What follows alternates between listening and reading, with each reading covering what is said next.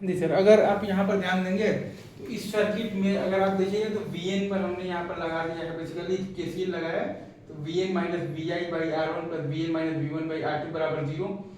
और ये virtual ground से Vp जीरो है तो Vn भी जीरो हो जाएगा, क्योंकि नेगेटिव फीडबैक में आपके पास वर्चुअल ग्राउंड का कॉन्सेप्ट लगता है। मैंने ऑलरेडी ये चीज को एक्सप्लेन कर रखा है, राइट।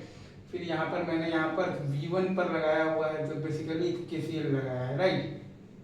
अगर आप यहाँ पर ध्यान देंगे, ये आपका पॉइंट दिया हुआ है बेसिकली, ये है आपके पास बेसिकली V1 है, तो V1 पर KCL आप लगाएंगे तो V1 minus Vn by R2 और प्लस आ जाएगा V1 minus zero by R4 और प्लस आ जाएगा V1 minus V0 by R3 और बराबर जीरो। तो यहाँ से आपके पास V1 का वैल्यू आ जाएगा minus R2 by R1 times Vi, तो आपके पास जो V0 बाई Vi मतलब ये आएगा वो आ जाएगा आपके पास minus R2 by R1 times R3 by R2 plus R3 by R4 और प्लस 1।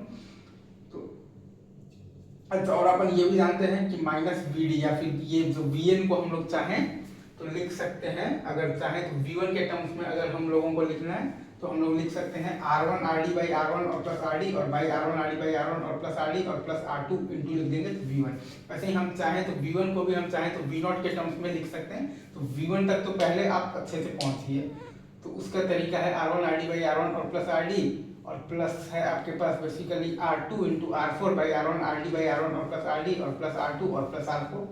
ठीक है, ये हमने बेसिकली V1 तक पहुंचे हैं। और बाई अगेन फिर से यही टर्म मैंने लिखा है R1 Rd बाई R1 और प्लस Rd और plus R2 into R4 by R1 Rd by R1 और प्लस Rd और प्लस R2 और प्लस R4 और फिर मैंने लिख दिया है बेसिकली प्लस R3। ये अभी हम लोग तो बेसिकली V0 तक मतलब ये पहुंचे हैं, इंटू आ गया है बेसिकली V0, ये अपना आ गया है V1 का वैल्यू। अब अगर हमें लिखना है V0 का वैल्यू लिखना है हमें बेसिकली Vt के टर्म्स में, तो पहले तो हम लोग बेसिकली V0 तक जब पहुंचेंगे तो R1 Rd बाई R1 और प्लस Rd और प्लस R2, ठीक है, into R4 by R1 Rd by R1 और प्लस Rd और प्लस R2 और प्लस R4, ये हम लोग पहुंचे हैं बेसिकली तो ग्राउंड से पहुंचे हैं बेसिकली तो V1 तक और प्लस R3 अगर हमने कर दिया है तो ग्राउंड से V0 तक पहुंचा है। अब RL भी है तो RL के साथ पैरेलल में ले लेंगे तो into RL by R1 Rd by R1 और प्लस Rd और plus R2 into R4 by R1 Rd by R1 और प्लस Rd और प्लस R2 और प्लस R4 और प्लस R3 और प्लस RL।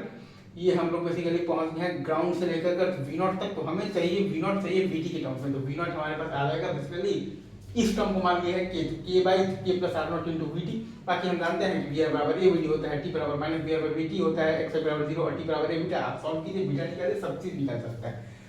सिंपल आपका वोल्टेज डिवाइडर का rule और दो तीन आपका जो भी है KCL और KVL है।